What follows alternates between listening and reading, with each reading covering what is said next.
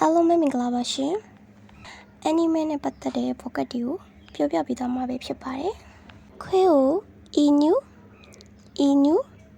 ကြောင်ကိုနေခိုကြွက်ကိုနေစုမိဝက်ကိုဘူတနွားကိုဥရှိမြင်းကို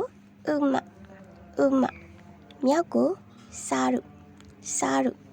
ရှုံကိုဥဇာဂိကြက်ကိုနီဝါတိုရီဘဲကိုခမိုငါးကိုစခနမွေကိုဟဲပိလိတ်ကိုခမဲ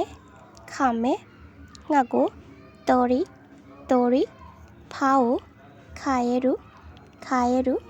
အားလုံးကျေးဇူးတင်ပါတယ်ရှင်ဘိုင်ဘိုင်မတနေ